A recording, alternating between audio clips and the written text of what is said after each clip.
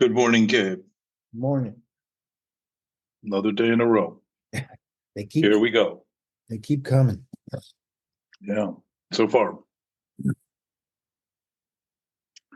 So So we had an interesting talk yesterday, yeah, quite lively. and I think you had some insights, and I want to take advantage of your perspective and your your guidance in that regard. Um yeah, I think let me look up something real quick. You have always said, or in our conversations talked about, our thoughts are not reality. And then I was trying to sort of do the converse of that, the reciprocal of that.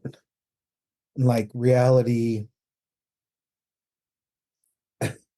the reality that we're experiencing, Mhm. is it coming from our thoughts, or is it just the reality that is? Is there no other reality than what we make of it through our thoughts?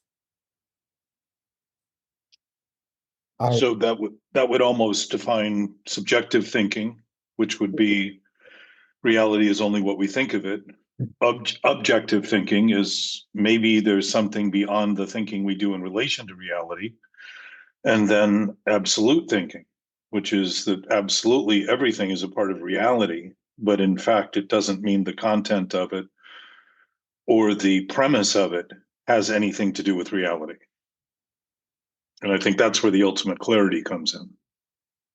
so can you expand on that a little bit then? Or All right. So in the little exploration I've started with respect to this to step one, this whole idea of powerlessness Mhm. in step one, Alcoholics Anonymous for anyone affiliated to recovery.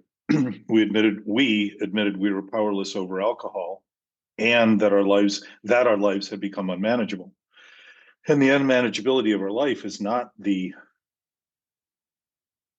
inability to do things and make decisions and function properly or correctly or adequately or functionally.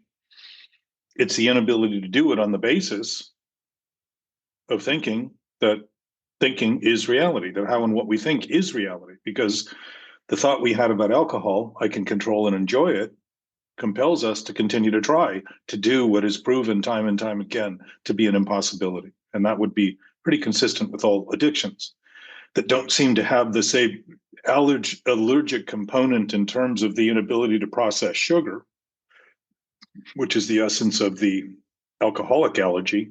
The allergy to alcohol is an inability to process sugar. So what happened? It's an abnormal response, and an abnormal response is a reaction.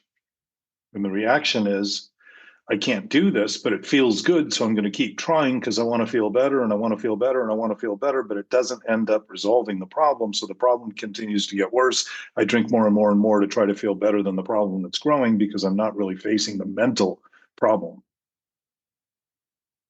So we talk about a spiritual malady. It's how we think of spirit that we're struggling with, not spirit that we're struggling.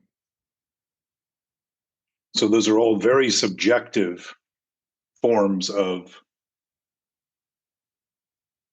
I would say, perspective, but there's no perspective in a subjective form. It's actually a one point of view, single point of view. So there's no dimension to it. There's no point to it, literally, other than the reinsistence that constantly thinking about it is going to somehow turn it into something worth thinking about. So that would be subjective.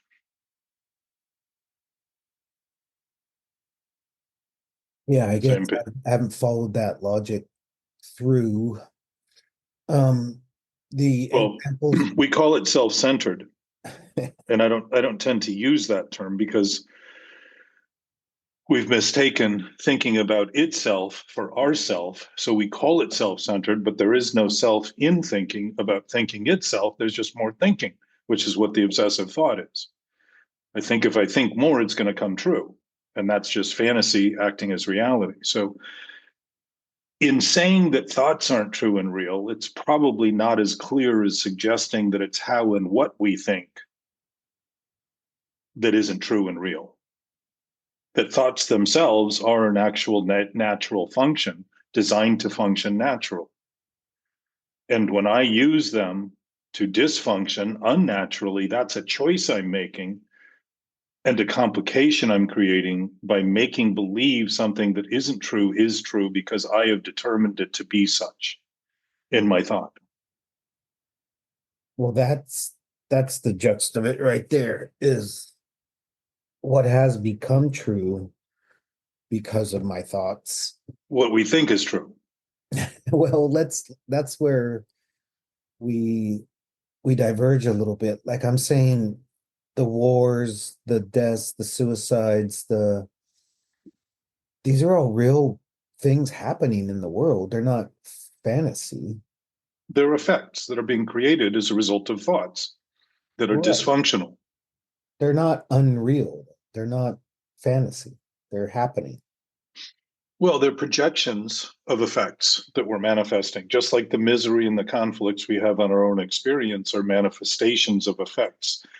They aren't reality in its essence, doesn't have conflict because it isn't divisible.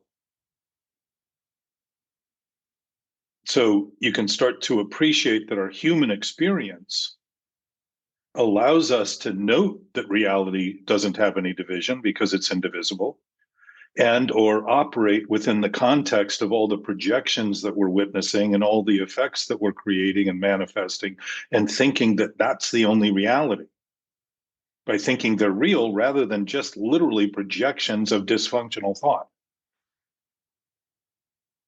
If it weren't for dysfunctional thought to be reality, they wouldn't be happening. So that isn't reality. That's called insanity within the context of mentality. We're not struggling with reality. We're struggling in our mentality about reality. But when something is in line with nature, it becomes sane, not insane.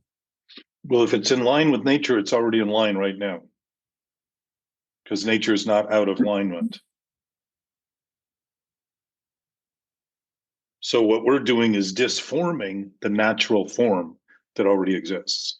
We're transforming, disforming, disinformed, malforming, all of that stuff is all perverting, creating a new story about it, perversions, thinking that the narrative we maintain, the story we tell, is going to become reality the longer we tell it. And then we use all these examples of manifestations we create to support it when they're all just manifestations of the misery we're capable of manufacturing and manifesting. And they're really just effects. They're effects of a cause of thought that is not reality. It's actually dysfunctional, unnatural, abnormal, unusual, and though it seems common, we pretend and act as though it's the only thing that can be happening because everybody's doing it. It's that group think thing we were talking about yesterday with respect to bias. Mm-hmm. As soon as everybody thinks it, we think it's got to be true and it must be true, and we kind of surrender to it and think, oh, well, that's just the way it is. And the idea that a lie becomes true the longer you repeat it is a pretty commonly held belief today. That can't be true. It can be thought to be true, and there again shows the problem sources in thought, complication sources in thought, not in reality. I guess where if the effect is real, the what did you call them? I forget the effects, the results of our poor thinking or unaligned thinking, our manifestations, they're happening in reality, but you don't agree with that. Well, you're thinking of reality as a projection of imagery in life forms, not life. Life is reality. Life doesn't have forms. Life is a shapeless, boundless, dimensionless, timeless essence. It isn't in the things that we see in the world that we seem to live in. Even when they're aligned. A life Well, form of a when they're bear. perfectly aligned, it would be disappeared as quickly as it would appear because it would be a manifestation of consciousness. It wouldn't seem to have the permanence that the universe and all these things that we talk about as reality seem to have. And physics is getting, as you know, closer to that concept that there seems to be, it isn't nothing. Nothing is all of a sudden being seen as something, though it isn't a thing. There's some essential quality there to the subatomic structure that's becoming more obvious, and yet they can't put a finger on it because we try within the conflicted thinking to look at it and make sense of it, when in fact anything coming from a conflicted basis in thought is going to create conflict. Just like the people who thought the end of the world was the horizon, it wasn't the horizon or the end of the world they were struggling with, it was their thought about it that they were afraid of, and knew to be afraid of it because they knew internally that it was wrong. So if you can't accept that you're sourcing that and projecting that, the next step would be to blame the horizon and blame the world and blame the oceans and blame the threat of it being the end of doom or the beginning of doom, when in fact it's the limit of the thought that isn't being looked beyond that is actually doomed in the present. And the experience for the individual having that thought is to feel doomed and to feel at risk. And it isn't them that they're feeling at risk, it's their thought that they're having that is at risk. And we have mistaken what we are doing for thinking of out there as real, when what we're doing is delusional. So we're not seeing reality, we're seeing an image of reality based on thoughts that are insane, delusional. But then the whole Earth and the solar system and everything is just a manifestation, an effect Yes. of the absolute. That's what, It's a product, it's a possibility of consciousness.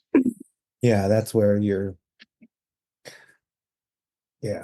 we differ. Meaning, I started at a micro scale, and you're starting at a macro scale. Well, and my sense is in this discussion is that if what I realize is that when I started to begin to realize that if the absolute is absolute, it's absolute, period. If reality is real, then it's all that exists. So the rest of these things we think are reality are fantasy, being posed as imposters of reality. They're just fantasy. They're just ideas, thoughts, images. So when my thoughts are aligned with reality, which they are naturally, by the way, before I begin to pervert them, begin to assign them with a sense of reality according to what I think I want and need and find and don't find and look for and search and seek and want more of all the time but can't get enough, that whole system, which is the addictive cycle, those are all choices I'm making. That isn't reality. They're just choices I'm making about reality. And the reason they're conflicted and the reason it's enough is never enough is because there's no language that makes any sense when I'm thinking about things insanely. There's no way to add it up. There's no way to come to terms with it. So the obsessive thought is constantly trying to negotiate new terms that will make sense when in fact the premise of the whole basis is nonsensical to begin with. So it's never going to happen. It's an impossibility. So if you go back to step one, we're thinking from a completely subjective point of view about me, and thinking who I am is what I think. All I am in that first step is thought. That's all I think I am. And what I need to do is think more about my thinking. And since the thinking is corrupted, the basis in relation to alcohol, we'll just start there as a pinpoint. I think there's nothing I can do about it. And I begin to blame alcohol and the bottle. And the book says alcohol in the bottle is a symptom and a symbol. It isn't the problem. Problem is mental obsession. The mental obsession isn't limited to alcohol. It's limited to anything I want to make believe is only what I think it is, when in fact it is as it is. And if it is as it is, as you're talking about, Gabe, if the essence of all of this substructure doesn't have any of the visible components that we talk about in this seeming reality, this reality we're looking at isn't any more than conjecture and a possibility of imagery. Our bodies are designed to see what they see the way they see it, not because that's the way they are in their essence. We see forms, we see shapes, we see shadows, we see light. That's how we're designed to see things. If we didn't have the structure in our body to see that, those things would not look that way. As a matter of fact, they wouldn't look anyway. Even amongst the animal kingdom, snakes being one of them, they don't see the way we see. All they see is heat. They know there's a life form and they want to eat it. That's it. Very simple. They're not saying, oh, that's pretty, that's beautiful, I like the colors. All they're seeing is a heat source. And they know that within that heat source is a beating heart, and there's blood, and there's meat, and they want that. So within the same structure of what we call reality, they don't see that at all. What they see is what they need for their purpose, and they go after it for that reason. Their instincts tell them exactly what to do in relation to them. They are aligned with nature. We all are. Well, that's where if we're all aligned with nature, why do we have fantastical thoughts and projections of reality from our thoughts if we're all aligned? Because we're insane. It isn't the irony about this, Gabe, is that imagination for us, we're one of the probably the only species on Earth. I don't want to limit it and say that we are, but probably the only species on Earth. We're the only species we know of that has the capacity to think about our thinking. So now that would be an advantage if used properly. But the way we're using it is improper. So it's become a total liability. And so humans are seen as greedy and hateful and spiteful and angry and hostile and contemptful and all those things, which are not products of nature. Those are products of what we call human nature, because we've become so accustomed of living on the basis of this corrupt thinking that it seems to be all we can do. And it's all based on what's effectively, it's not even addiction at the core. It's a reaction to a reaction to a reaction to a reaction, meaning we're doing the same thing over and over and over again, hoping it will change, but we know it won't. That's the sick part. We've done it long enough to have more than enough evidence that it is not working healthy for everyone all the time, and that it's failing miserably in some respects. While we want to act as though that has nothing to do with us, so we can continue to go about living in a very narrow view of what is right and what is wrong and what is real and what is true. So that collective that nature shares openly and honestly, snakes don't go about saying, well, I'm this species and you're not, and I'm going to eat that thing and you don't get it. They just go after what they go after to survive, and some don't. Some don't survive. Some species don't survive. And they go extinct naturally. They either function accordingly and adapt appropriately, or they die out, period. And here, with all this magical capacity we seem to have, and it's not even magical, it's natural, but it seems magical in relation to the depressed, desensitized state we've been living for so long. It seems like a miracle when it's natural. Healing is natural. It's not some rare thing. Disease is the unnatural thing. To think of it as becoming so natural, which we do, well, it's just the way it is. No, it's the way we've allowed it to continue to be, so it gets worse, and it mutates and disforms and goes into all different other directions.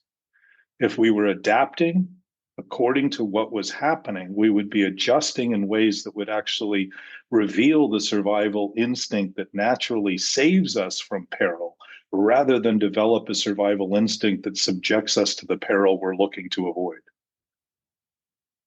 So when I say it's not addiction at its core, it's reacting to a reaction to a reaction. The universe doesn't operate it that way. The universe interacts, meaning seamlessly, constantly interacting. Whatever it's designed to do, it's always doing. Our reactions are choices we're making in relation to reality, in relation to what we're capable of, by incapacitating and disabling our functional capacity to achieve the greatness that we already have, in place of trying to turn it into something we can claim responsibility for. While in fact, the thing we're trying to claim responsibility for is so disgusting, we feel guilty and ashamed a lot. Because it's sick. And it has been going on a long time, and to presume that because that's the case, it's the only thing we can be doing is another form of addiction. How addiction reveals itself in terms of the terms that we use with respect to addiction. It's just a constant reinforcement of reactivity, constant reinforcing, thinking that if I think about it more and do more wrong, I'm going to make it right someday, that more wrong is going to make it right. And there's an inherent conflict in wrong ever being right if it's looked at honestly and sincerely and sanely. Wrong is wrong for a reason. It doesn't work. It's going to create destruction. It's going to demobilize, undermine something that would otherwise naturally. It's like feeding poison to a tree and wondering why you can't get the lemons off of it anymore. So you feed it more poison and feed it more poison, feed it, wonder why the lemons dry up.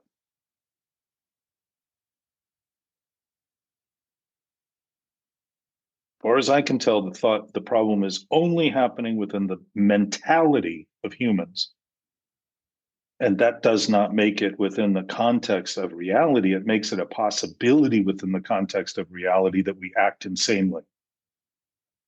And that, I would suggest, is what love ultimately offers us, is the absolute freedom to do whatever we want, but to turn that into doing the worst we can do as the only thing we can do is an indication of how far afield from the absolute nature we have come to believe is our only option, our only place, our only potential.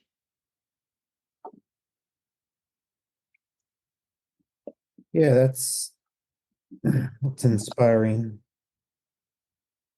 Well, the simplicity of it is clear because it doesn't become an unraveling of anything when you start to see that delusion isn't anything to begin with. And the idea that we're defending something is actually the idea that there's something to defend. And when you become clear with that, it's like, there's nothing here to defend at all. It's insane to even think that there's something to resist because within nature, there isn't. It's just a process going on that's natural and seamless and an absolute part of the absolute. It isn't bits and pieces, it's a seamless, symmetric, always changing. And the absolute's revealed in the fact that when you begin to consider everything that's always changing, the thing that doesn't change is that it's always changing. So the absolute is revealed even in the midst of what would seem to be something always changing. That absolute stability, that unchangingness is absolutely revealed in that, in the fact that everything changes.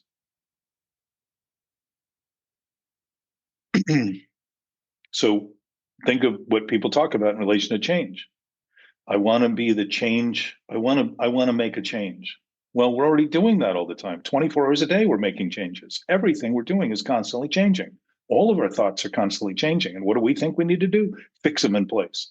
Keep them still. Stop them from running. Stop them from changing. If I can only just be the person I think I am, well, that isn't who you are. That's going to change all the time. So your ideas, the fact that they change all the time means that there's ultimate freedom to express anything we want at any time. And to see that is very freeing. To think of it in other terms is to feel condemned by any change that occurs. Well, it's changing all the time. Very difficult. That's that out of control idea that I need to control change, when in fact, the fact is change is out of control in terms of ever trying to control it.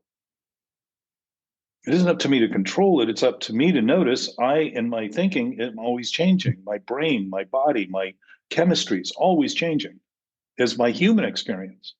In my spiritual nature, which is the essence of our nature, not my nature, we admitted we were powerless, is the idea that we share a power, an absolute power, not a relative power, not one that I have to think about to be, which points to the fact that when I think of it incorrectly, it isn't power that I'm struggling with. It isn't God that I'm struggling with. It isn't an infinite universe that I'm struggling with. It's my limited thoughts I'm struggling with, making believe of them as reality. And then watching the effects out there and saying, well, see, I told you there's something wrong here in the world. There's something that I can't fix, something I have nothing to do with. When I am absolutely instrumental in manifesting the effects that are happening all the time, everywhere. Each of us are. And collectively, when you take 8.5 billion of us doing this, and if we're doing it on the same sick basis, there's probably a lot of wrong floated as reality, as truth.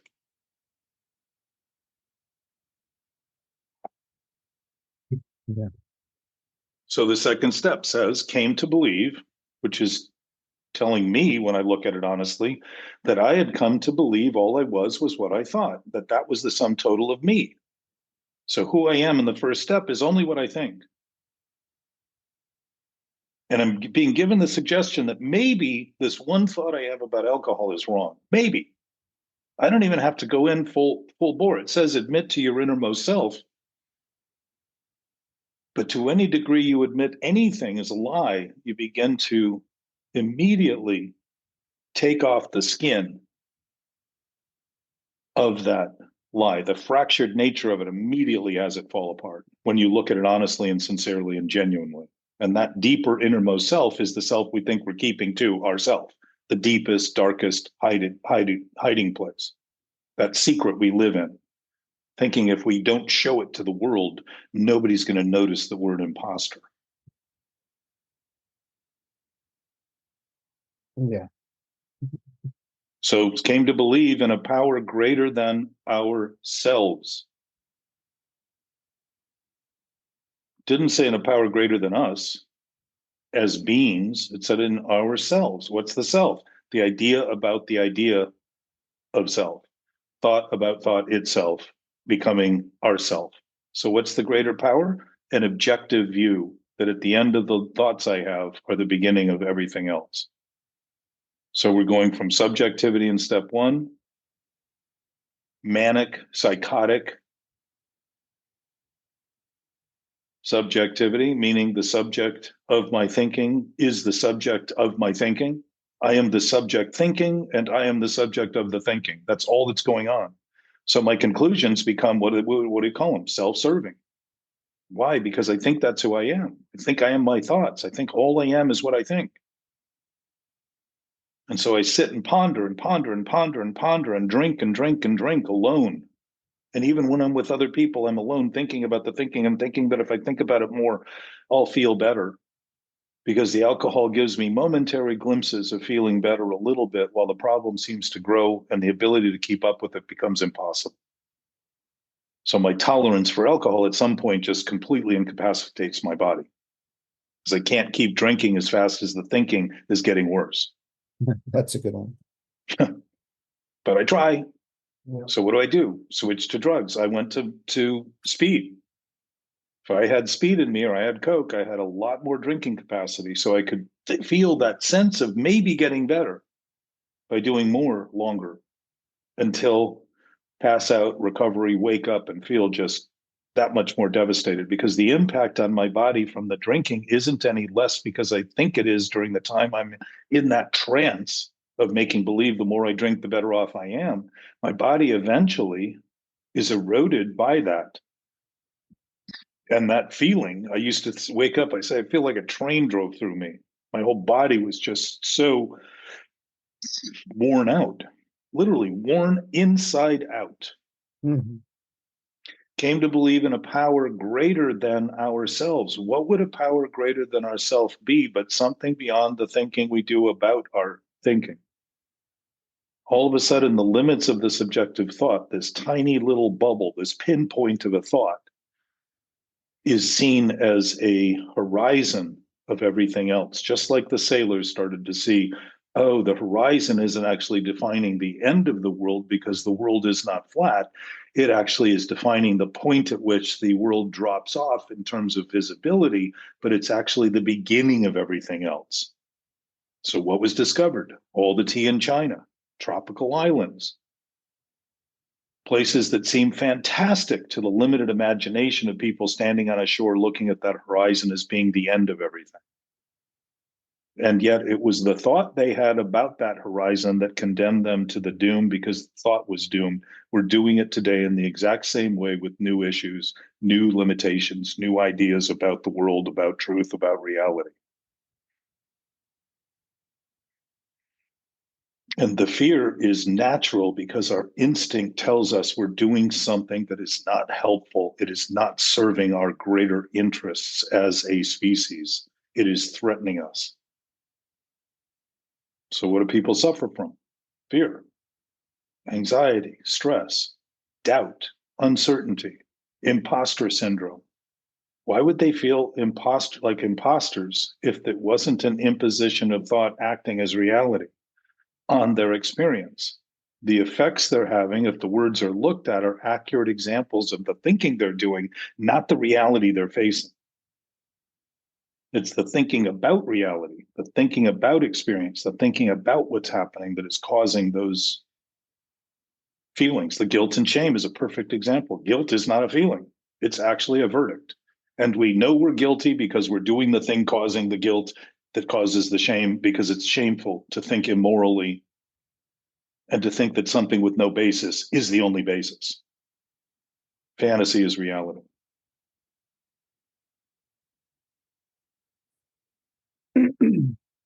That's boring, Jeff. Well, peace is boring if you're looking constantly to incite your body into chemical reactions that give you a sense of exhilaration that is wholly induced, rather than begin to notice that the absolute stable nature is not only peaceful, but it's perfectly silent. Like, have you heard people talk about it was too quiet, it was too peaceful, like Yeah. Yeah, we're used to stirring things up. And for us, that peace and quiet within the context of obsessive thinking is death. But within the context of actual life, it's life. So you can see how the turn of the screw occurs. And those terms are created to reflect that. If the absolute nature, think of what meditation is often looking for, that peace, as though it's missing. But it always seems to be found when people decide to sit still for 20 minutes and begin to allow their thinking to dissipate, and notice that if it can dissipate, it doesn't have much permanence to it. It's permeable, it's transmutable, it's transportable, it's transparent. It's literally an illusion. It's smoke and mirrors being thought of as reality. The thinking we do, the context that we create, the narratives that we run, in the stories we tell, and the imagery that we develop to try to substantiate the reality we think it is. Now, think of that as an option that's an asset rather than a liability. And now we can start, if we're looking at the basis of the basis being the basis, if reality is reality and it's the basis of our existence and always have been, and we've been thinking about it delusionally, all of a sudden you realize, well, it was always a reality even when I thought of it delusionally. Why would I keep thinking about it delusionally if I wasn't sick about the thinking I was doing? That mental calamity, the book says, avoid the deliberate manufacture of misery. I don't know that he's saying how to avoid it, but he's mentioning it's avoidable. Why? Don't create it. Don't start it. Just like picking up the first drink. It's not the second one. It's not the second joint. It's not the second line of Coke. It's the first one that sets it off. Why? Because we think it's going to work this time. And if we start on that basis, we're going to keep thinking that until we die in some way, whether the death be an inability to go on and just pass out, or the death become a real death where the body just finally gives out because it can't take this opposition to its nature anymore, or the idea dies because the reality of who we thought we were finally falls apart and we see it wasn't who I am at all. It was simply what I was thinking about myself. Think of the sense people say, I'm learning to love myself. Think of that sentence. mm-hmm. If they were giving credit for the I am in that sentence, they would simply say, I am learning to love. That would include everyone, including their own experience. Because the lesson in love is that it endures and is enjoyed by everyone, is just as the misery is suffered by everyone that we create. Nobody escapes it. Nobody is limited. If we want to make a change, we're making it when we begin to admit the impacts we're having on the thinking we're doing are impacting everything, everywhere, all the time.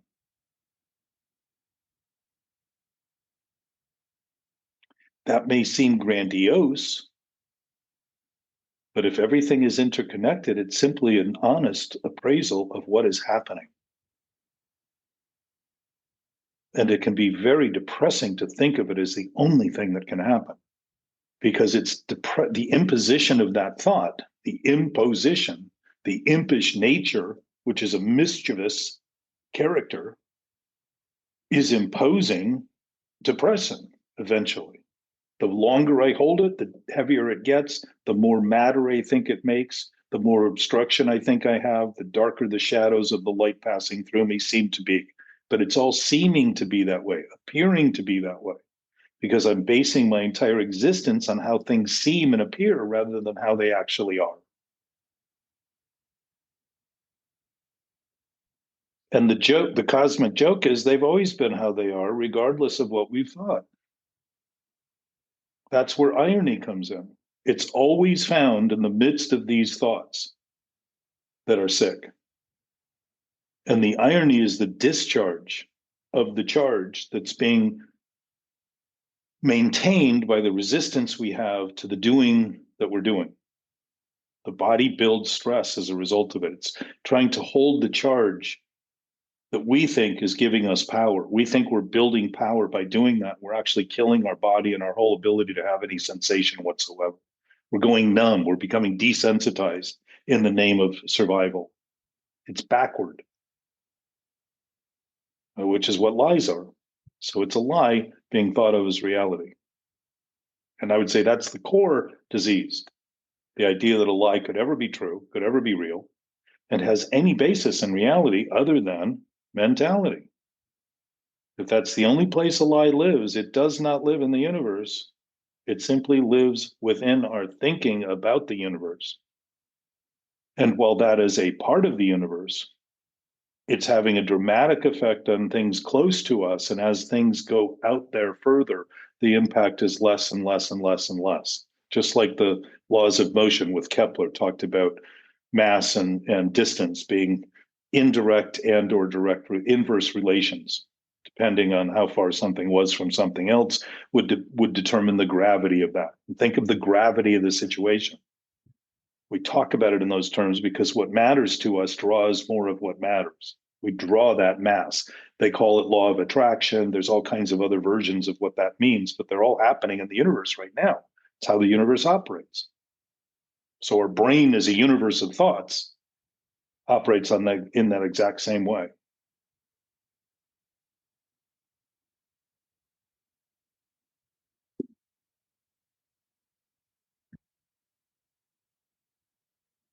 Oy vey. Yeah, I know. It's So if you go through the steps, you'll see, thinking of them from the mental state, and I'm going to do more on the first step because the first step is really so fundamental. And in Herb Kagan's workshop, he spends 5 months out of 12 months focusing on the first step because his contention is that most people don't get what it's about.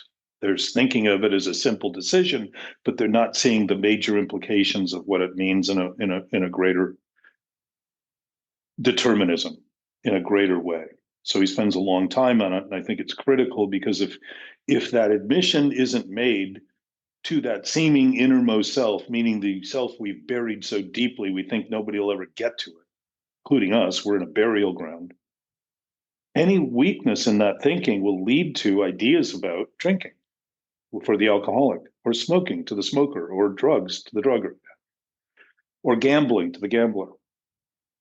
If we think we have power, it's because we think we can control a lie. We think there's power in a lie, but the actual power of the lie is the anxiety and stress because it's charging our body.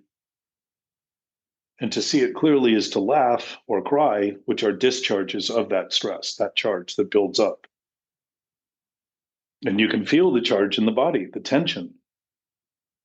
It constricts our ability to the body to have blood flow accurately, to be flexible, to breathe deeply and allow oxygen to penetrate the blood and transport the information that it's trying to get throughout the body, the vitamins, the minerals, that whatever it is.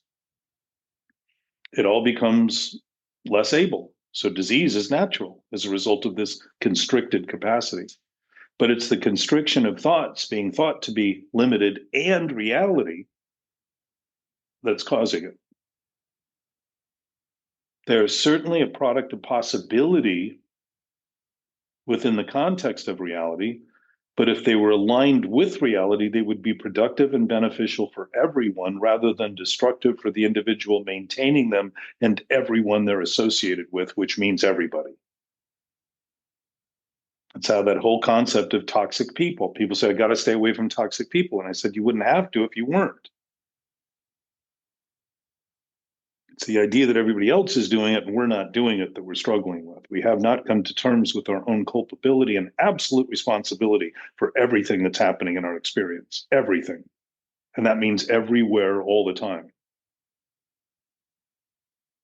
We're the only species that seems to, as far as we can tell, contemplate our own existence and our own death and our own purpose and our own meaning and all of those things. That comes from thinking about thinking. It comes from the contemplative advantage we have to sit back and ponder and wonder. And what do we spend most of the time? Why do I keep doing the same shit over and over again? It's often what we're thinking about, what we regret, what we wish we wouldn't do, what we have to work our way out of, what we have to try to escape. And we're all doing it within the confines of sick thought. So there's no escape from quicksand the harder you try to escape. That's the whole point of quicksand. If you stay still, you tend to at least stay stuck where you're stuck. You don't tend to sink in. You move, you sink. Seems counterintuitive. But in fact, if it's that way, it is that way. And if we're doing what we're doing, we're doing what we're doing. And each one of the steps is taking our hands off of some lie we've been telling, which is why the fourth step is an immoral. It's a moral inventory because we've been immoral in our thinking. Third step, we're making a decision to turn our will and our life over to the care of God as we understand God. Think of that. If we can choose to turn our will over it, choice is our will. If we can make a decision about it, it's the decisions we've been making that are immoral because we've been concluding reality to be the consequence of our conclusions and thoughts rather than just a decision. And each one of those steps successively is turning some past behavior into an accurate assessment of what we're doing, so we begin to notice the freedom to the point in the ninth step that the promise is, as a result of actually making amends and starting to account for what we've done, we start to witness the promises, which are all the opposites of the bedevilments. They're all directly tied to the bedevilments, every one of them. So as long as I'm not thinking in bedeviled terms, I begin to experience the nature of the promises because they're natural. They're always available. And the book says it. You do the work, you're going to notice this. What's the work? Undoing the things we've been redoing, thinking it's the only thing we can do. How do we undo it? Well, certainly not redoing them. It's not the stopping of them. It's the noticing we are the starter of them. That's where the clarity comes from. That's where the honesty, the sincerity, the accountability, the responsibility starts from. It isn't because we're not responsible. It's because we haven't been acting responsibly or accountably or honestly. So those are actions based on thinking. And I would suggest the choices we make within our thinking are also actions. People talk about the program being action oriented, meaning just act it out, but they forget that you can't take an action outwardly if you don't think about it to begin with. And it seems somewhat heretical to mention to people that thinking is in fact an action, because denying our thinking when we're thinking sick is very common within the addictive cycle. I don't have anything to do with it. It keeps happening. I don't know what to do. I can't do anything about it. That unholy trinity. I have nothing to do with it. There's nothing I can do about it. I can only continue to do it. That's exactly what the addictive cycle is.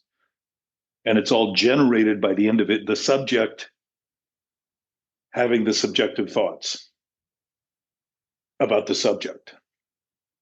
They're just a reverberation, an echo chamber of, what do you call it? A feedback loop. Where it's just reinforcing and reinforcing and reinforcing and reinforcing. If it's wrong to begin with and you work on it from that premise, it's going to continue to be wrong. And the fact that it always looks new is the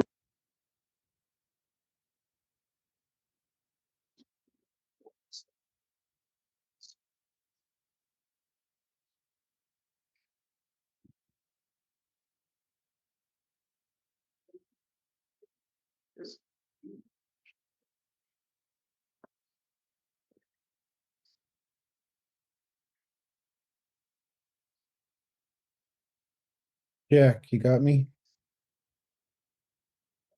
Jack, Jack.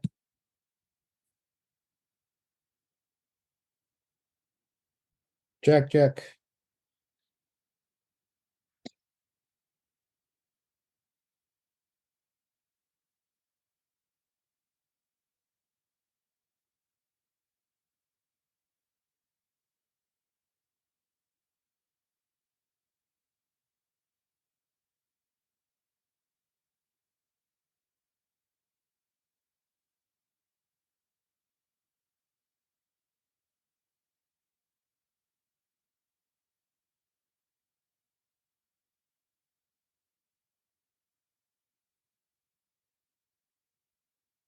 Lost your audio.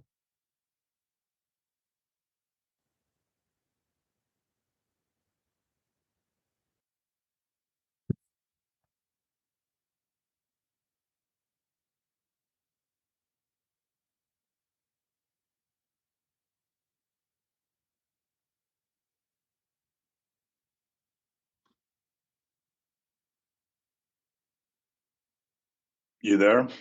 Oh, there you are. Did I lose the audio? Yeah, just for the last 2 minutes or so. Oh, So backtrack. that was the best part. Backtrack a little bit. Well, I don't know how to recapture that, but the essence is if we're redoing something over and over again and thinking it's going to get better when it's wrong to begin with, doesn't matter how many perversions of that wrong we come up with, no matter how many versions we come up with, they're all going to be perversions. And to begin to notice that our nature is already our nature. It's not an optional thing. This isn't something we that I realized yesterday after we talked, that to begin to see reality as something that isn't a choice is a major shift, because we've been thinking reality only as we think of it. We've been thinking of it only as we choose it. And we've been choosing it only as it serves the thinking we're doing. That is not reality. That's just self-serving, a self that doesn't even exist. That's literally fabricated in our own thought.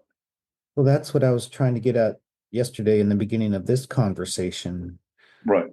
Our thoughts are not reality. Is reality the converse? Reality are not our thoughts. And so, Well, think of thoughts as actually based in reality, but the content of our thoughts is not necessarily real. That, I think, is a better definition. So our thoughts, if we're looked at natural, when we're talking about obsessive thinking, which is what this discussion is about, we're talking about thoughts that are based in lies. So lies can't be based, they are a product of possibility within reality, but they are not aligned with reality. To think of them as real is to think of reality as a lie.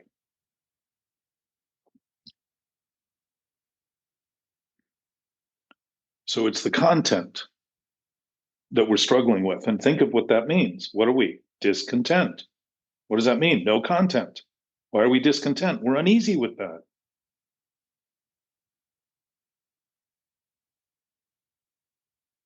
why are we so uneasy with it? We're sick. Because we know better. We know. We're aware.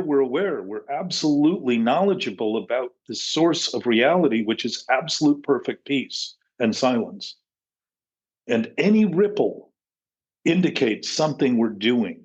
Not that it's wrong, but when we think, the problem with the thinking isn't thinking wrong, because we have an automatic ability to adjust. Our thoughts are permeable, they're transparent, they're see-through, literally all the time. To think of them as fixed in place is to think of them as solid, and all of a sudden think up obstructions that wouldn't otherwise exist except to the resistance of our own thinking. It isn't the wrong thought, it's thinking it's right that causes the reactiveness. And if we notice reactiveness as a condition of that, we can begin to notice that what we're doing when we're feeling that reactiveness and that defensiveness and that sense of denial, that it's I'm alone and I have to fight for the life of this thought. I mean, I was pushing on that yesterday with Laura Alice. If you get close to a reactive thought, somebody's going to insist and insist and insist and insist and insist it's right. The only thing that can be done. It's the only thing they're going to do. It's all I'm interested in. All of a sudden, it gets very narrow to support the contention. It's all that's happening. And it's a choice. It's absolutely a choice everybody's free to make. But the reactive nature is obvious because it creates certain conditions that, once noticed, will become obvious reflections of the underlying issue we can easily think isn't happening, rather than say, oh, for me to be doing this, I must be entertaining a thought that I think is right when it's wrong. Right now, I don't even need to know the thought to have that relationship with it. And when I have peace with the relationship, it's like multiplying any number by zero. It dissipates, dissolves, rather than becomes a new perspective of how to fix it, which is what we were talking about yesterday. And I was struggling to convey, which I often do. If we're in the subjective, objective limitations of thought, they're all going to be limited. They're all going to be faulty. They're all going to be somehow diminished because they aren't considering everything as possible. So they're going to seem constricted and not permeable and fixed, but at the same time afraid of being broken.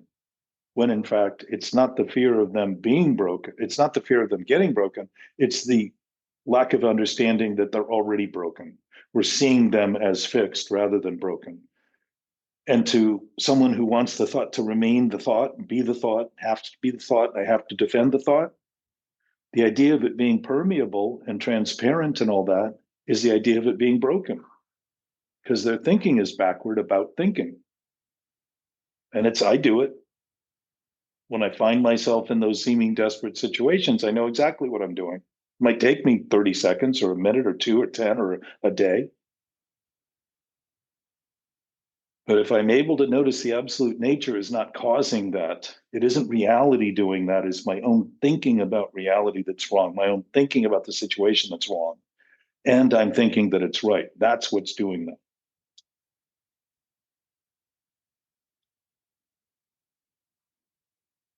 And within the confines of any limited thought, subjective or objective, they're always going to be limited. That means there's always more information. That means they can never be right in absolute terms. They can function better than other thoughts, perhaps. Kind of like, Kepler's basic ideas were so simple they're often used today, even though Einstein's ideas were much more advanced. But Einstein application is a lot more complicated, so it's easier just to do the basic math that Kepler developed because it's close enough, right? We don't have to be, the absolute's already absolute. We don't have to be absolute in our thinking for the absolute to be absolute. And that alone frees thinking to start doing what it can within the range of all possibility, rather than think of all possibilities the wrong thing being right all the time. Well, 16 variables reduced to 10 is not easy with Yeah. with Einstein. So, But think of the difference in the complexity being reduced at all is dramatic compared to imagining that the only thing that can happen is going to be wrong all the time. Because effectively within the addictive cycle, that's what we're committing to, is more wrong is going to someday be right. So think of that. Think of the illogic nature of that. More wrong will someday be right. a little wrong, What's that? or even a little wrong. Yes. Micro dosing. Yeah. If it's corrupt, it's going to be corrupt. Yeah. So that's why in the debate of subjective and objectivity, perspective and all that seems to help. But if perspective offers anything, it offers the chance to begin to see that when we open our thoughts to more thoughts, they immediately become more flexible than when we thought there was no other perspective than the single point we were trying to make in the subjective thinking. And Einstein, I had that quote recently. I don't know if I can find it quickly, but he talked about that point. The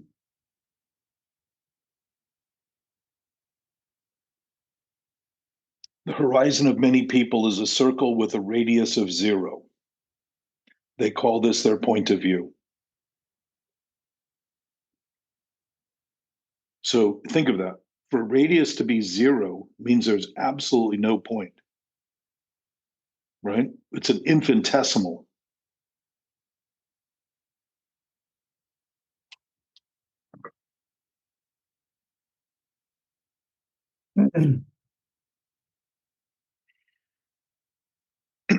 Which you would understand from your Yeah. mathematics. So we're trying to make matter out of nothing, and we're trying to make points out of nothing. Well, if the point is the thing we're struggling with, there really is no point to struggle with. If delusion is what we're struggling with, there really is no reality that we're struggling with. Saying it honestly is starting to see that reality has always been real. And if reality is real, that's the sum total of truth and all the other moral aspects of life and a bountiful, abundant existence. And to try to make points matter can't be coming from an idea of all things being all things and all things sharing all things and all of us having all things simultaneously. It's got to be coming from an idea that we're alone, we're separate, we're departed from that beingness, that awareness, that knowingness. So enough is never enough because you're never going to fill a void that you're constantly creating in the devoid thoughts you're having about reality and life and truth.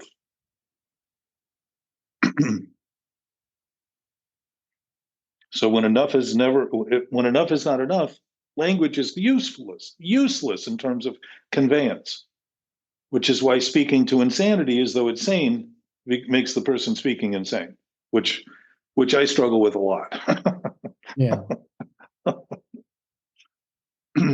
knowing knowing when to give someone the chance to simply continue to maintain the ideas they're struggling with, and letting them do it while recognizing a compassion for that misery can be a little tricky to learn to just allow to happen and have the greater faith and confidence that there is something at play so more significant, so greater than the thoughts I might have about them that would limit my thoughts about their capacity, about their potential, about their possibility. To think that their recovery depends on me rather than seeing that the power that we're talking about is a power that isn't each of us or any of us, but all of us in the essence of our being rather than the essence of our thinking about our being, thinking about our life, thinking about our bodies, thinking about ourselves, thinking about reality and truth. When I align my thinking with it, I start to see, oh, I got a lot of very shady thoughts. And when I start noticing the way I think casually as I'm walking down the street and see people and I have these opinions sort of prayed through, I thought, oh wow, I still am maintaining a lot of very fundamental cultural ideas about things that aren't true. Because they wouldn't be casting shadows of doubt or shadows at all if they were based in the absolute light of enlightenment, reality, truth, love. So any shadows cast are coming from the matter I think is made by the matter I make. Doesn't really exist. I mean, tell me, Gabe, when you have a thought, you can feel the weight of it, but where is that weight in the world? Yeah, in my head, in my thoughts. Yeah, and yet we'll create the weight out there to try and prove it's real. We'll create the friction with the person that we're in front of. We'll begin to blame and shame and fault somebody else to create that friction to try to escape it. So the misery that is out there isn't based in reality, it's based in a dysfunctional understanding of reality. Doesn't make it real, it makes it an effect of dysfunction. It makes it an effect of malnutrition in terms of food for thought. It makes it an effect of what's unnatural and unhealthy and abnormal. And as far as I can tell, it only happens in humans. Dogs only become insane when they are rabid, when they're literally suffering for a disease, and they become animals in general, become angry and hostile and completely crazy. We do that. The rabidity of our own experience is the insanity of our thinking because we're capable of thinking about our thinking. We become rabid, uncivilized, inhumane humans in civilization. And we've witnessed it through history. And people who have thought that their right was everyone else's wrong. Their right to control, dominate, kill, manipulate, harangue, condemn, contain, control, suppress, oppress other people is an absolute outflow of the idea of the righteous indignation that comes from the thinking that's wrong as right. Been going on long enough. We got the evidence. We don't talk about it honestly. So we're still doing it. And we're all responsible and culpable for the doing of what's happening now. And we wouldn't be doing it if we didn't want it to finally come to terms with what we were doing. We just haven't learned to concede that point very well. We've learned a lot in the last 100 years, like within AA. Been a lot of understanding in terms of recovery, but there's also been a lot of misunderstanding on similar tracks that have allowed things to get worse in terms of addiction and suicide throughout the world right now. We're at a high point, though there seems to be some back off in drug use amongst kids, but they're converting it into other kinds of things in some cases. Social media may be one of them because of the dopamine, the serotonin, all that stuff that's being triggered are all internal chemical dependence. And it's always been a case of internal chemical dependence because of the drugs doing, we think the drugs are doing for us what we can't do for our seeming self. When in fact, we're perfectly capable of inducing states of hallucination and trances. We can be hypnotized, which shows that we're perfectly capable of being in a state of thinking that we don't even think we're thinking. We can do it with somebody who's trained to do that. We can certainly do it under the guise of our own delusional ideas that we have nothing to do with what we're doing. Same way when you were talking about reality earlier, Gabe, a dream feels real while you're having it because you think you're in it. But what happens when you wake up? Oh, it was a dream. Fear begins to dissipate, but you can wake up to a racing heart and body as though that thing was real and it was all imagined. Our daydream is a sleepwalk to the degree that we've desensitized and thought that the control we have is to diminish our capacity to be sensitive and aware, rather than allow that capacity to be seen as an absolute guidance system that is alerting us to what is wrong in our environment so that we can correct it, not just for our own seeming sake, but everyone's. If anybody operates on a basis that's accurate, it is good news for everyone to witness. Everybody, everywhere.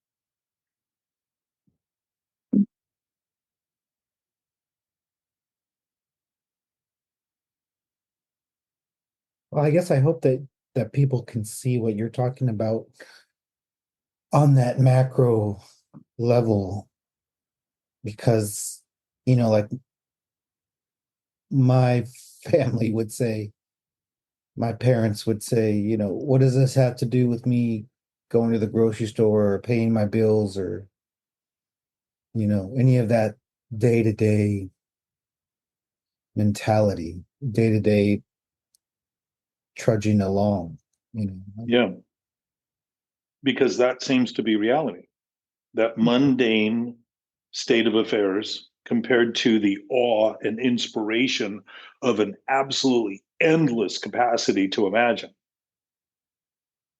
What do we turn to? How do we get by? Well, look at what we're doing to get by. A lot of things that aren't helping. There's a lot of financial distress. There's a lot of food distress in the system, in the ecosystem. There's a lot of bad food being eaten as the only food that can be eaten. It's so cheap, but the value is not there. You can pay less for it, but if you don't get any value in your body, you're gonna suffer. I'm not suggesting we shouldn't be doing those things. I'm suggesting they're happening. And if they're happening, that's exactly what should be happening, apparently. Because it's a reflection of exactly the sum total of our thinking. All of our thinking. But the real question, Gabe, is that you would want to wonder whether they're capable, where my question is, are you considering those things in ways that might make their capacity grow because yours isn't limiting what you expect of them?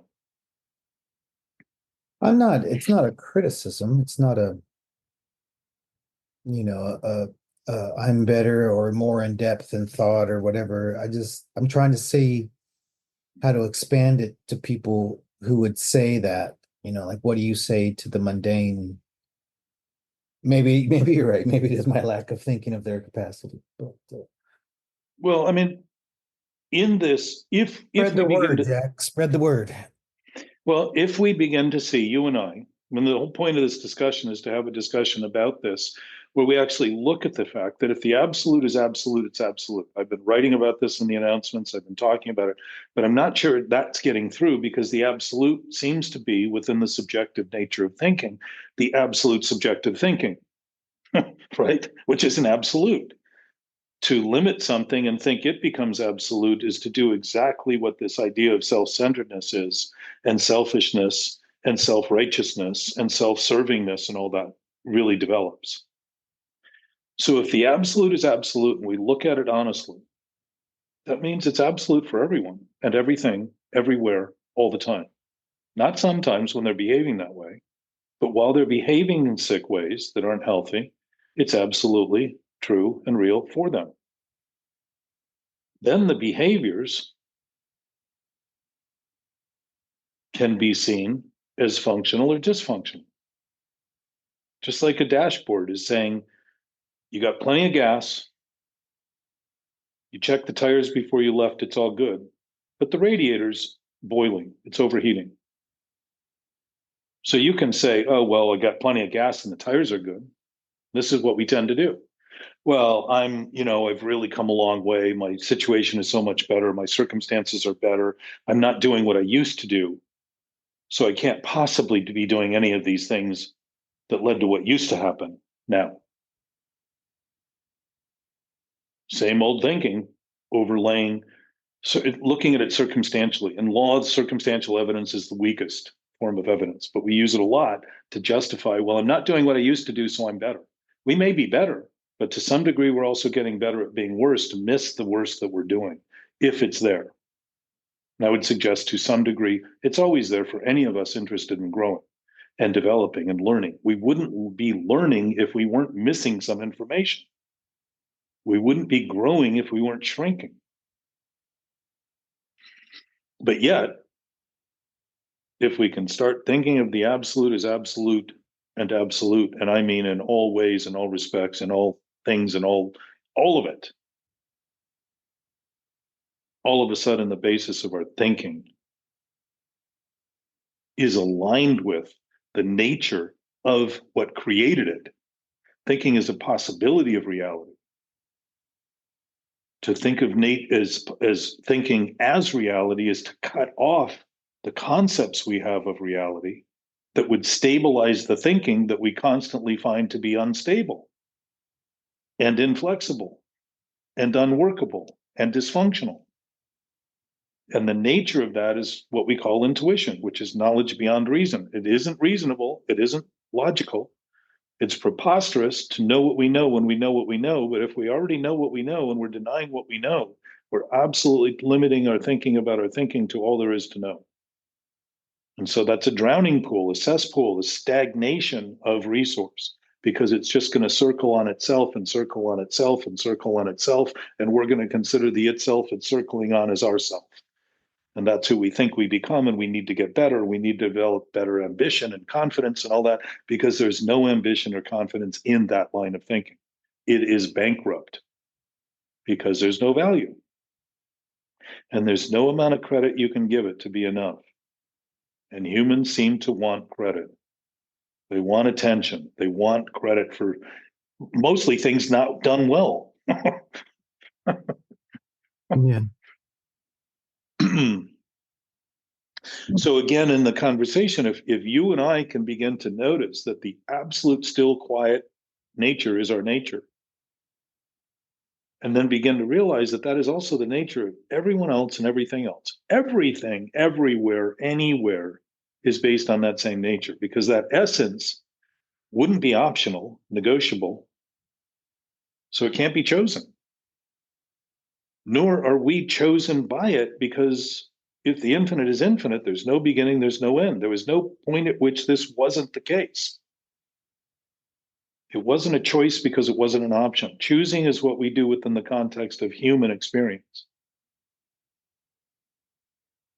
So, in terms of letting go, we can't let go of what has us, which means an absolute, infinite, unlimited, omnipotent, omniscient, ever present, all power, which would, from what the physicists are discovering, is actually intelligence, conscious intelligence.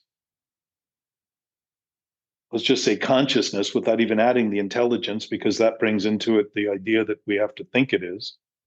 But it just is. It's just pure consciousness, which is the nature of the steps. They came from the absolutes: purity, honesty, unselfishness, and love. Those were the four concepts, absolute concepts, that developed the 12 steps. Purity. There's no variation in purity. There's no difference in purity. There's no change in purity. There's no change in something absolute. It's starting to see that the absolute nature of existence does not change. So if I think about it differently, all that changes is my mentality about it, not reality, not truth. It never has changed. It never can change. It never will change. And if that's been the basis of my existence the whole time, and I've been thinking it isn't, the thinking starts to become a very clear culprit in the problem. So if something has us, we can't let it go. And we can't be let go by it if it's infinite, because it doesn't change. We're a byproduct of it. And yet we must also be immediately of it, not as some sideshow, but to your point, an absolute source of reality and all knowingness and omniscience. Can't be any less than that, or it wouldn't be absolute. It wouldn't be infinite. It would be limited. It would be finite. And infinite means not finite. So if it has us, we can't let go of it. If we don't have something, we can't let go of it, because there's nothing to let go of. And if we have something we claim we don't have, we will not let go of it. Which means the things we're struggling with are the things we think we don't have anything to do with. And to think we don't have anything to do with it is to think that because they're buried in the seeming subconscious in the dark, that there's nothing we can do with it, while we're the ones creating that secret chamber and maintaining it as though it's something we have to do to save our life, when in fact it's killing us. And again, reveals the conflicted nature, the non-instinctual nature. The instinctual nature of obsessive thinking is exactly the opposite of the life-saving survival mechanism that instinct has already provided us. Survival instinct has already provided us. It's exactly the opposite. Everything we're doing, the fight is denial. The flight is the idea we're going to escape into something else, compulsions. The freezing is going numb, desensitizing ourselves to what's going on and making believe because we don't feel it, it's not happening. Because I don't think it's happening, it's not happening. It's not happening to me, but it's happening to all of them. And they are really fucked up, but I can't live in this world anymore. It's a suicidal thought. I have to imagine I don't exist to be thinking I don't have any part and I don't have play any part. I'm not doing everything that's happening to have everything be happening. Fawn is the other one, people pleasing. If I make people happy, then I'll be okay and they'll be better. If I take care of people who are unwilling to take care of themselves, I'll help them. But what I'm helping them get is worse at taking care of themselves, because they are becoming codependent based on the idea that I become their only dependent source. I'm helping them get sick in the name of thinking I'm being compassionate. Not true. People are designed to produce, to function. We have bodies for that purpose. If they don't function, they're going to feel very dysfunctional, naturally. And we're helping people get that way today. We're giving them more for being worse off. We think that's helping. It isn't. It's helping ourselves to the idea that we're a big help. Again, taking credit where it's undue and not bothering to actually apply credit where it is due, give people the right to give them the absolute assurance that we know they're better than they're acting. And we know they're whole and we know they're complete. And start there rather than think we need to subsidize them in the meantime until they get healthier. And then maybe we'll get around to reality and truth. But in the meantime, we've got to kind of subject them to our own thoughts about it. If it's already that way for you and I right now, it's already that way for everything, everywhere, all the time. And I would suspect in science, physics, mathematics, all these different areas that seem to be so disparate and separate, beginning to notice that unified knowledge is in fact our nature would be a much different premise to begin to investigate the universe and find out how we can translate and transform things into our favor without having the consequential radioactive toxic byproduct that we seem to constantly show up. All the conveniences we create seem to come with these dastardly consequences we don't seem to know what to do with. Because the unnatural thinking is leading to that, so too is the unnatural consequence. And radioactivity is we've got thousands of tons of radioactivity on this planet that we don't know what to do with. And they're burying it deeper and deeper and deeper in the earth to try to help us survive. And those solutions are not long-term solutions relative to the amount of time it will take for that discharge to discharge.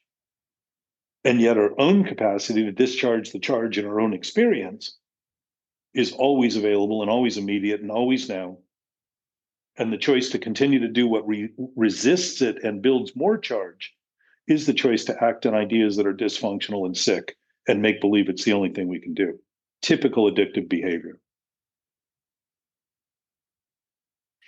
So the wonder and awe in science would be greatly amplified by having scientists and everyone else know that we already know all the information. We're already privy to it all. We are an absolute product of it all. Not some bystander sitting alone on a planet looking out and wondering how we got here. That's all happening because of the thinking wrong about the thinking we're doing. We're absolutely intimately woven into it all, each and every one of us, and each cell and every substructure and subatomic level of those cells are absolutely part of it all right now. Everyone who ever was is here. Everyone who ever will be is here now. Everything is in total, complete, and whole. Seems preposterous to limited thoughts. But if we're talking about the absolute and starting to think of reality as reality, it might as well be spoken of in its entirety, which is a greatness that would otherwise seem unfathomable and probably grandiose from the diminished capacities point of view. But in reality, it's not grand at all. The universe doesn't tout itself as being a big deal. It just does what it does and always has. It's not walking around with its hands on its hips and saying, okay, well, if you don't agree with me, I'm just going to create a thunderstorm and wipe your ass out. Those things just happen. That's just a confluence of the environment, the atmosphere, and all that stuff. They're interacting. It's interesting that we don't quite know why lightning strikes the way that it does. And yet we maintain the charge in our own experience in the name of thinking we're controlling the energy by maintaining lies, and think the false power of that maintenance is in fact power. And yet can't understand why nature does what it does and allows that electricity to basically reveal itself in these seemingly cataclysmic strikes of lightning, this power that's released from the convergence of ions and different things in the atmosphere that are coming together, that are releasing their charge. So our discharge is crying and laughing, typically. It's a release of stress, release of that charge that we've been assimilating, thinking we've got it under control, we can handle it, we'll bear it, the burden. It's not how we're designed. We're designed to float and be free and light in both forms, both in terms of weight and brightness.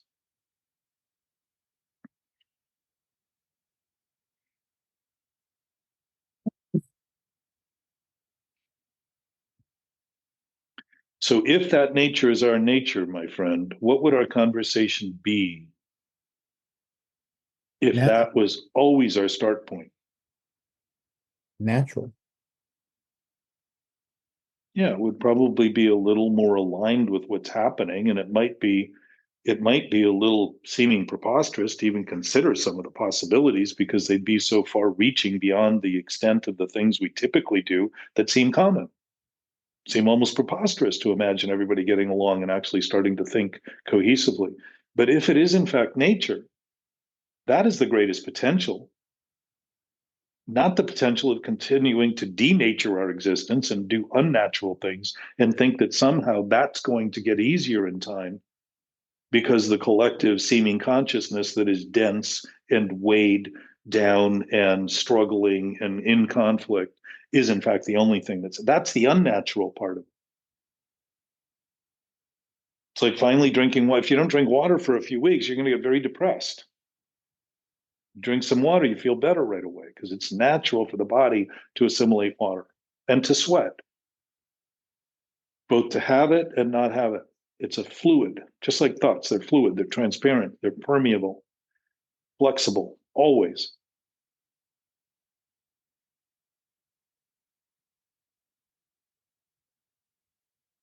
Yeah.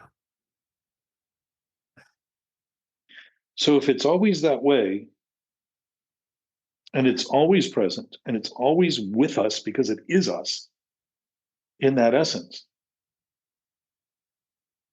the discriminating ideas we have and the conflicted ideas we have and the anguish and all that starts to become apparent. It's simply a choice we're making. It isn't some cataclysmic end. It isn't some impossible obstacle. The impossibility all comes from thinking it's the only thing we can do, which is another lie. That it's right, which is another lie. To embrace the wrong is to embrace the guidance system that we naturally have to allow us to adapt and adjust to survive. And even Darwin, in his, that was the name, Origin of the Species, used the term survival of the fittest. I forget, it was somewhere in the teens, 12, 13, 15, 16. But he used cooperation in the 70s and 80s in terms of repetition to indicate what helps people survive or species survive. The survival instinct is largely based on cooperation, not survival of the fittest. There's an element of that if you're stronger, you're probably going to be more able. So why is it we think that by helping people get worse today, by giving them things without earning them and without having them be accountable, they're actually not getting stronger. We're helping them get weaker and hoping that somehow that's going to be a big help. We're not. We're not actually helping them survive and adapt and adjust and learn to be productive. We're producing an effect that's disintegrative, degenerative. And it's natural to do that within the context of unnatural thoughts. To see it that way is to see, oh, well, if that's all it is, then we don't have any obligation to do that. There's no requirement to do that. And yet the commitment to those things, because of the reactivity, the reactive, seems like the only thing we can do. That's the addictive cycle. And it really doesn't exist except to the thinking that wrong is right, or right is wrong, or true is false and false is true. Those conflicts we feel immediately by inner conflict and mental anguish and emotional turmoil. We know it immediately and then think the only thing to do, because of the refusal to admit we're creating it and manifesting it, is to try to fix it by feeling better. It's exactly the road of addiction. Perdition, maybe.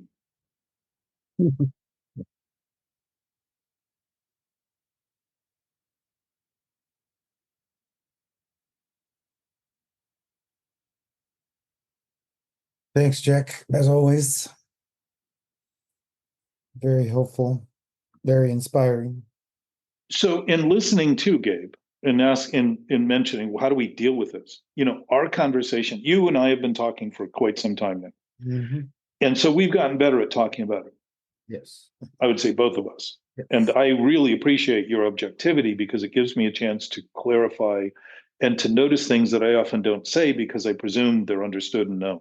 And some of them may well be. If we're talking about the absolute being all knowing, then the presumption that people know would be not a presumption, it would just be effectively, sincerely treating things as they are, just allowing them to be as they are. So within the context of your question about how does somebody thinking about this think about this? Well, people listening are probably wondering that same thing. And I know that you address some of your comments very much to the listener saying, don't worry if this takes a minute, Yeah. and the point is that the purpose of this conversation is to allow us anonymously, just as two voices, not personalities, not characterizations, not egocentric ideas about self, but just two people talking about it. Offering anyone anywhere the chance to listen is to suggest to the listeners, if they have any interest in the conversation, that they can always have someone listen and then talk about what they heard. Because if the premise of this is somewhat preposterous, and yet it's accurate, the only thing that's preposterous are the ideas we have that are inaccurate. And anyone listening will have some. I hear a lot of people say, I feel it's right, I don't understand it. Meaning they're trying to wrap their thoughts around it, literally. And I remind them their thoughts are already wrapped by their skull. It's already done. There's an assurance that they're missing by making believe it's up to them to come to the conclusion of defining it all, when in fact it's all definitive if it is in fact seamless and symmetrical and synchronous and absolutely present now. It's already defined. The definition of it doesn't need to be a micromanagement of the words, but an essence of an understanding that, oh, it is absolutely awe-inspired, all-knowing. This is like all-knowing. This isn't doubtful knowing. This isn't thinking knowing. This is knowing knowing. This is knowing that it knows, so it doesn't think. It doesn't have to think. What would it think about if it knows? Because we're always thinking about what we know and don't know. Thinking, knowing that knows doesn't think. It's not, this essence we're talking about is something profoundly different than the thinking we do. And yet, it's the same all the time. While it seems different, what's different is the thinking we do about it. So if that's the case, anyone listening can always suggest, listen to this and let's talk about it afterward. And you're always welcome to communicate with us. Anybody who wants to do this with me or anyone else you hear talking to, we can do it in trios, quads, whatever. To talk about this, the perspective dimension of the conversation will touch everyone in some way sufficiently to trigger the understanding of that rightness and that awareness, and then begin to be somewhat confounded by, okay, now that I have that sense, what do I do with it? How do I participate in a world that's been operating on a basis that's so twisted and so dysfunctional that everything that makes no sense seems to be the only sense that we can make? Which is why we talk about common sense, which is the least common thing that we tend to find. And we still talk about it as common sense. So that's the point of this podcast. It was not to personalize it or create a characterization or an impersonation, but to simply have individuals talk about an essence which came through my sobriety, because the tenets of sobriety were about honesty, responsibility, and accountability. And as long as I was dishonest, unaccountable, and irresponsible, I did things in the name of thinking they would save me, when in fact they were the things killing me. It's exactly what the mentality of addiction is. It's a suicidal tendency, a suicidal effort, and humans are experts at it. We're masters of it. And the absolute mastery we have of beginning to actually operate free from it comes from beginning to consider the insanity of it and start to notice that to any degree any of us are thinking thoughts, even if we don't think we're thinking the thoughts, we're impacted by thoughts we think are real, we think are right as a result, that have no basis in reality. They're based solely in our thinking. That's the core of this issue. To begin to notice it is to begin to have your experience as it's happening, and you will be illuminated by an intuitive wisdom that cannot be achieved by more and more obsessive thinking, because the obsessive thinking is naturally trying to wear your ass out. So you finally surrender and give up because it's an impossibility. And you give up and see that possibility has always been a possibility. And the thing you were doing wasn't possible the whole time. It was impossible. And that surrender is a big relief, huge relief. Constipation generally will clear up. Constricted vessels, you'll breathe better. Your body will not be under the tension that it's been maintaining to make believe that what isn't real is real. So appreciate you, Gabe. Love you, Yes, man. me too. Love you too. See you See around. you around. See you around campus. See you. Thanks, Jeff.